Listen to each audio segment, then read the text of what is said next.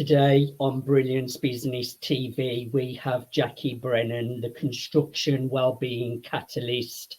Jackie is an international speaker, sought after coach and trainer, women in construction ambassador, mental health ambassador, author, CEO, and founder of Workplace Wellbeing. Stay tuned.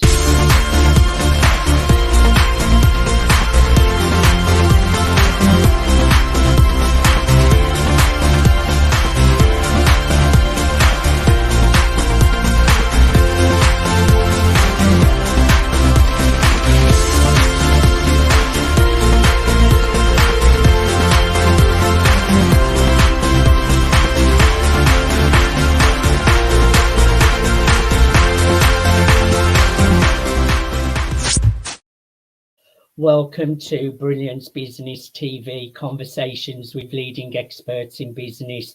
I am your host, Mark Stephen Pooler. We have a wonderful guest today, Jackie Brennan, and mental health is something that affects many people around the world. So I know how important of a topic it is, so I'm really looking forward to a conversation with Jackie. We are streaming live on Facebook, Twitter, Instagram, LinkedIn, YouTube. We're also on the E360 TV network under Fresh Takes, going out to Apple TV, Fire TV, Android, Roku, and many more. We're also streaming on mspnewsglobal.com, and we're also on Business Innovators Radio Network. I want to make an official shout out to our show sponsors, Dreamweaver, Artist, Ranch. Let's bring in our incredible guest, Jackie Brennan. Jackie, welcome to Brilliance Business TV. It's wonderful to be here, Mark. Thank you for the invite. I'm really looking forward to a really interesting conversation today. So let's get started with the show. Jackie, the construction industry has the reputation of a male-dominated environment and potentially quite a dangerous one with regards to physical injuries. What took you and kept you in that industry? Oh, that will go back quite a long time, Mark, going back. So why did I start in the construction industry? When I left school, I wasn't sure what I wanted to do. My father worked in the construction industry, though he was mainly office-based. He was a civil engineer. So I basically followed in his footsteps, and I went into the civil service. I was a civil engineer, I was a technician, and at that time, I was the only female they had in the office. And it continued that way throughout my career for a long time in my career. Being the only female in that male-dominated environment. But I found that it suited me. I actually loved the work.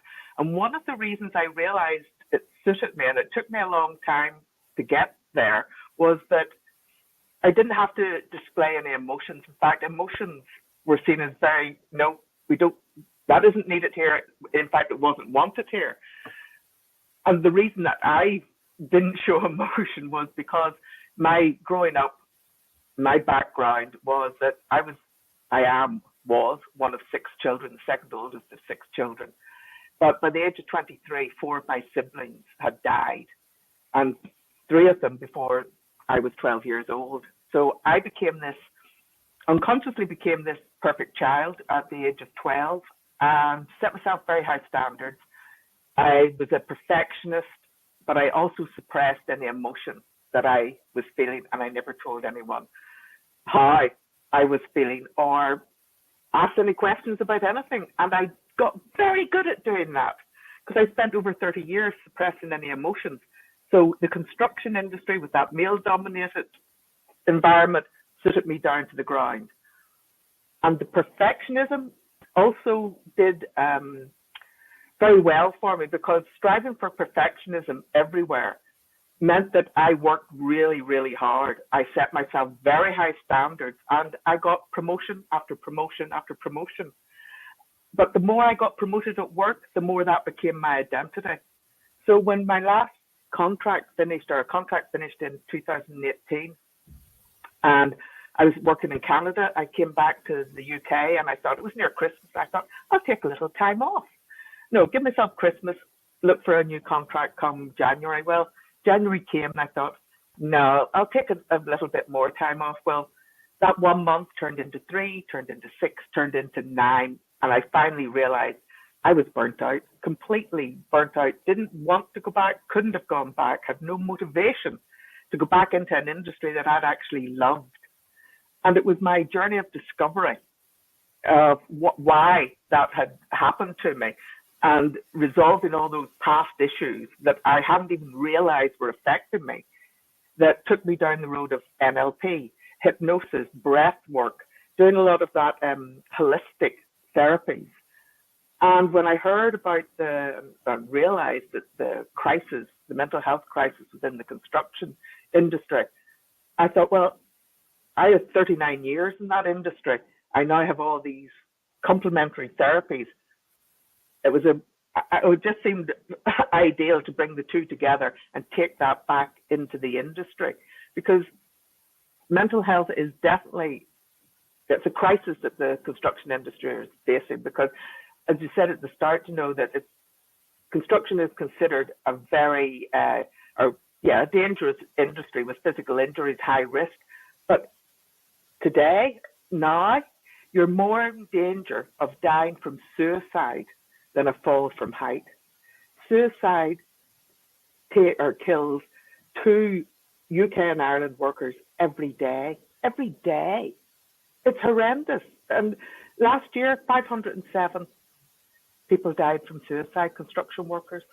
And that's why it keeps kept me in the industry, not going back to what I originally started as, but now using the skills with my expertise in the industry to go back and help to improve mental health and well-being.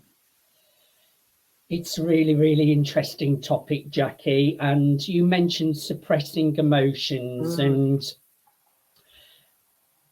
it does come back to bite you on the bum at some point when you suppress your emotions, doesn't it? And especially men, they find it hard to express their emotions. And I know myself, I have suffered past trauma that really does affect you later on in life. Like you mentioned, you don't realize until you start really looking at yourself and how your past really does affect you.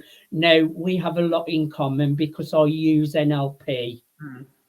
Like you can use NLP when you're getting fearful thoughts. I normally push them away into the horizon and I erase them. And even using my hands to erase the image outside of me really works well. But hypnosis is so powerful for programming our minds. But also I use breath work twice a week. I do 45 minutes twice a week and little bits through the day as well. And that's great for getting rid of all of those trapped emotions. So I really know how powerful the work is, what you're doing, Jackie. And it's wonderful actually to hear you say that, Mark, because that's exactly the tools from NLP, from hypnosis, from the breath work that I am taking back in, because one of the issues that I see within the construction industry is that we're waiting till someone's in crisis mode before we're doing anything about it. And yes, talking to people when they're in that state and raising awareness and reducing the stigma around it is great. But as we all know, being aware of something doesn't mean you automatically do anything about it. Because let's say we're all aware that driving over the speed limit is illegal. However, how many of us continue to do it? So awareness, yes, get it out there, great. But for me, we have to take the proactive, preventative action. Take it back to the start to stop people getting to that crisis mode. And that to me starts with what's up here. This complex piece of kit that's sitting on top of your shoulders, understanding how the mind works, giving you some very simple information, tools and techniques to understand it. And like you say, those simple little things, pushing thoughts away, using your body, physically getting involved with it, can really, really stop you going down that rabbit hole and ending up in that really dark place that you don't want to be.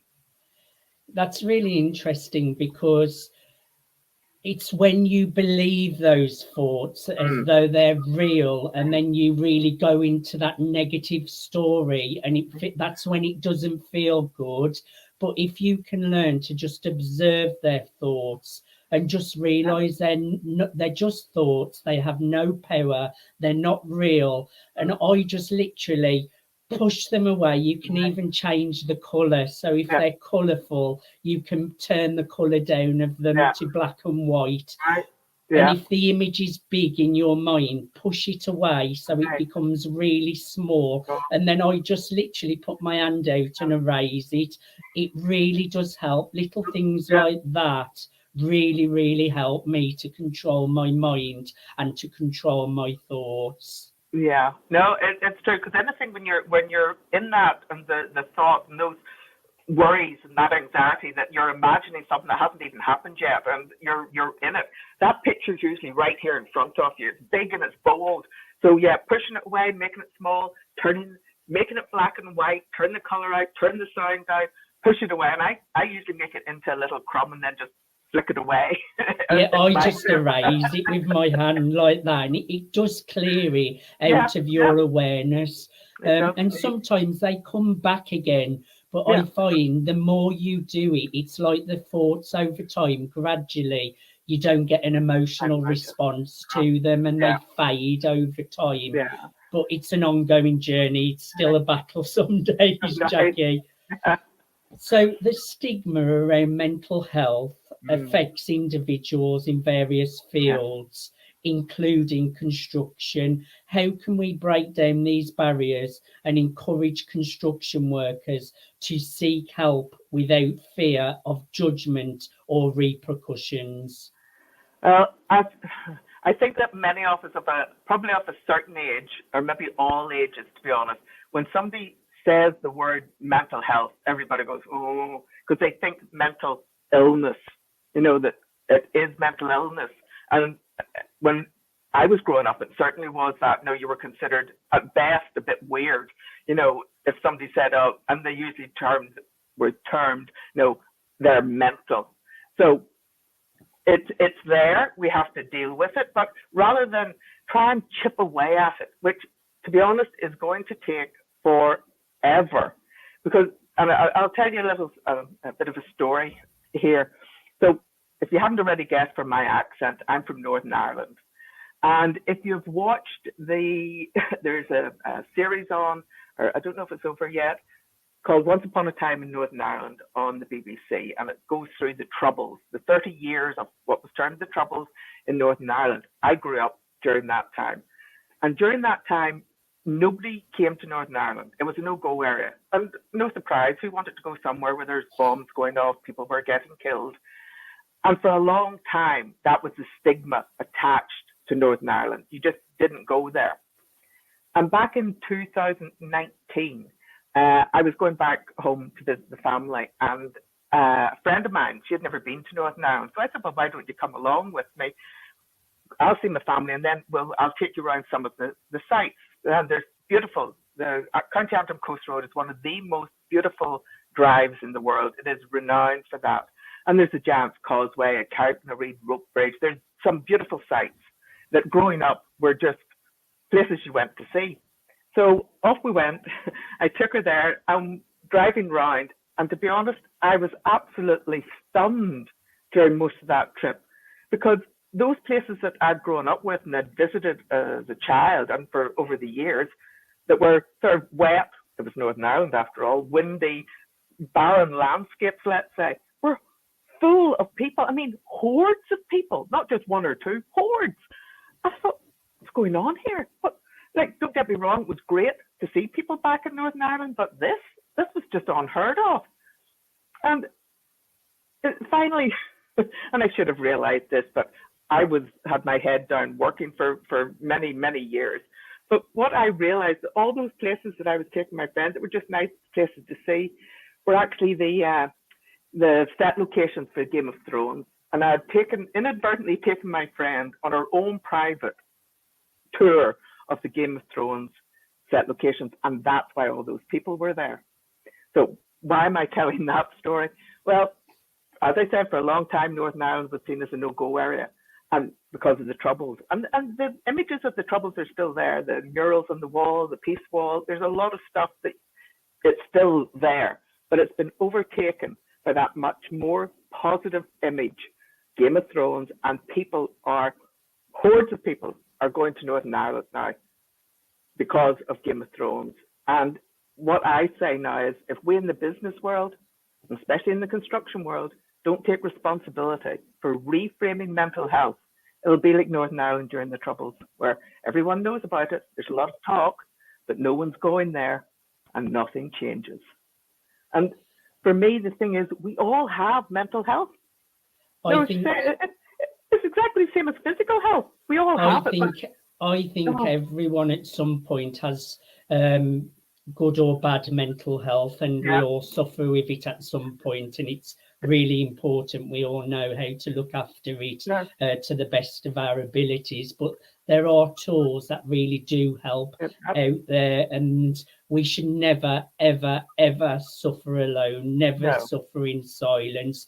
Some may argue that implementing mental health initiatives in the construction industry is costly and time consuming. How would you address this concern? There's a quote that I do love by Confucius. Life is really simple, but we insist on making it complicated. And I think that's what we've done with mental health. I say that we know we all have it. We'll all suffer at some point, as you say as well. But to me, it's actually it is simple, it's easy. It's about putting the human back into the work, putting people at the core of organizations, and just being decent human beings. Treating people with respect, kindness, getting to know them, good communication, rather than waiting. Because if you're dealing with a crisis, yes, certainly it is costly and it is time consuming. But if you look at it in the proactive stage, by giving people those very tools that we've talked about, giving them information about how the brain works, how breathing helps you, those are not expensive tools, and everybody has a brain, everybody has to breathe. So just giving simple tools, that is not a costly or time-consuming exercise. And while you're giving that to the individual, because it's not, as much as I say, we need to give people the tools to support their own well-being, because we all, I'm sure, want to feel in control of ourselves. So while the individual has those tools, the organization then needs to look at its own structure and its policies and its strategies. But as I say, I'm talking just about being decent human beings, treating people, talking to people, good communication, good engagement. And that is, to me, a lot of people may call them the soft skills. And the soft skills are usually the most difficult ones to do, but to me, that is all it is. It is just treating people with kindness, respect, communicating with them, getting to know them. And surely workers with better mental health and health are going to perform better as well. So it makes sense in the long run, doesn't it? How do you think prioritizing mental health in the construction industry would positively impact overall productivity and the bottom line? Well, and this is another thing that I struggle with companies and thinking, happy, healthy people work better, function better, and are more productive. I was just saying that. What's a good link into the next question? It's known that there are probably around happy, healthy people, probably around 20% more productive. And organizations that have highly engaged employees are actually 23% more profitable than their competitors who don't have that. For me, it's a win-win situation. And it's not a cost, it's an investment. And for every pound the company will invest in the mental health and well-being of its employees. At the moment, they're getting probably £5.60 back. So it's just over a 5-to-1 return on investment. Because my thought on this is, because there is a compelling business case, and it's not just the financial one. If somebody has mental health problems, poor well-being, whatever, they're off work because sickness, absenteeism is rising, presenteeism is rising. The number of people in the UK in construction off with anxiety, stress, or depression is 917,000 people. And what does that cost the industry? Whereas if they were more proactive and preventative, because you're also losing the knowledge as well as that financial cost. So if you're not investing in it, you're losing your best people, you're losing productivity. Yes. Potentially you could lose your reputation and work, and whatever way you look at it, the bottom line is that you lose, and what's the cost of that to the industry? Yes. In your opinion, Jackie, how important is leadership commitment in driving productive mental health initiatives within the construction industry? Well, I think like any organization, culture starts at the top. Whatever is happening there, that culture that the leaders are displaying is what rolls down to the bottom. So it's very much, and a lot of companies, we can all talk a good talk, but we have to walk the talk. You have to display what it is they want back. And that's where I was saying about that, the communication, the kindness, respect. When the employees can see that the leaders actually do care about them, then there's buy-in. When the employees can see that they can trust the leaders, that they are looking after them, then there's buy-in, then there's engagement. And people then start to feel happier and healthier. There was a report recently that stated that 40% of employees go to work frightened, stressed, because of can't meet a deadline or something the boss has said, or don't get on with their boss. And that's no way to live. You're not going to be performing at your best if that is happening. So very much the leader sets the vision, the mission, the values, the goals, but then they have to walk it. They're the ones providing the resources. And to me, investing in mental health and well-being is a win-win. Your employees feel better, the company does better. I agree. And it's such important work that you're doing, Jackie. Now, I know people can reach out to you. Who do you support? Who should reach out to you, Jackie? Anyone in the construction industry, whether that's from the CEO, the C-suite, HR directors, employees themselves, whoever would like to know more, need some support, please reach out. I would encourage anyone in the construction industry who can make that decision to go to www.contactjackie.com. That's www.contactjackie.com. That's contactjackie.com. Jackie, I have thoroughly enjoyed having a conversation with you. Thank you so much for being my guest today. Thank you, Mark. It's been a pleasure. The pleasure's been all mine. Thank you everyone for joining us for Brilliance Business TV, conversations with leading experts in business. Until next time, bye for now.